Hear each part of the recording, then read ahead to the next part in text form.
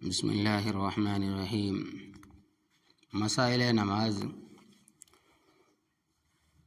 آنکھ بند کرنا، آنکھ بند کر کے نماز پڑھنا مکروہ تنزیہی ہے۔ ہاں، اگر آنکھ بند کر لینے سے خشوع اور عاجزی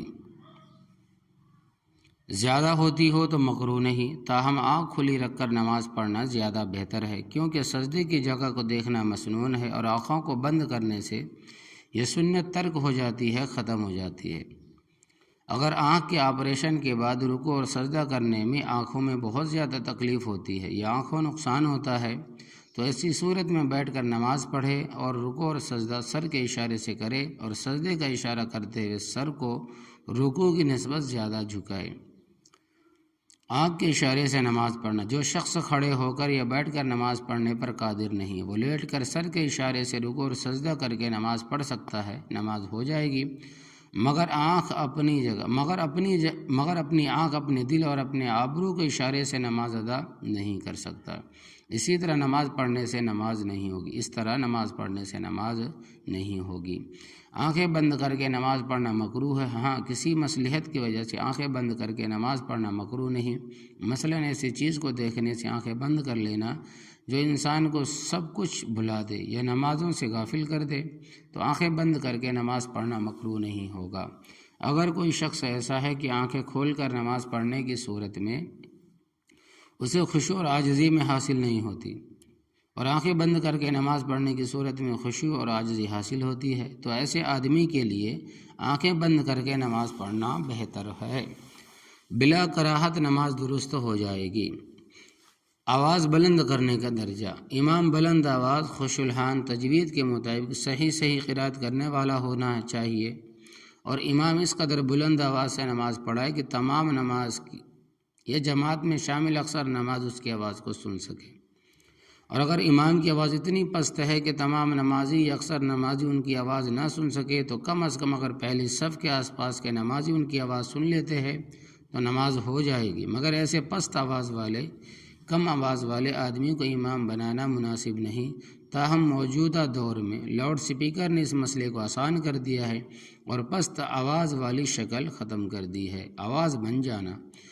نماز میں چھینک یا ڈکار کی وجہ سے جو آواز بن جاتی ہے اس سے نماز فاسد نہیں ہوتی، کیونکہ اس سے بچنا مشکل ہے۔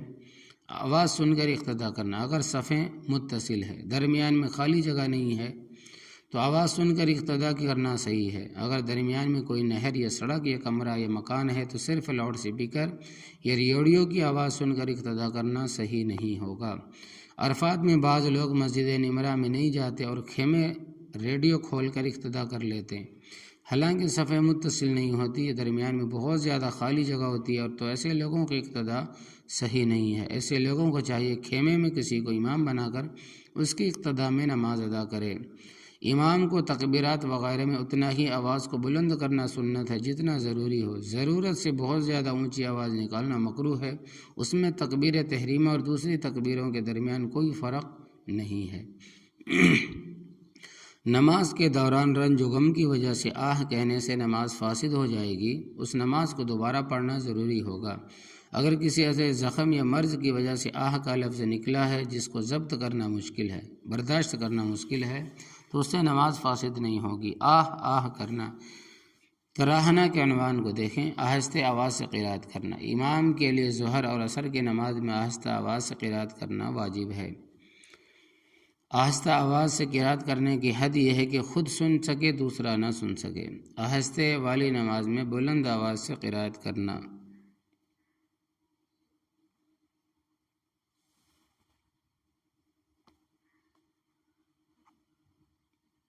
تو اللہ تبارک و تعالی عمل کی توفیق عطا فرمائے، آمین یا رب العالمین۔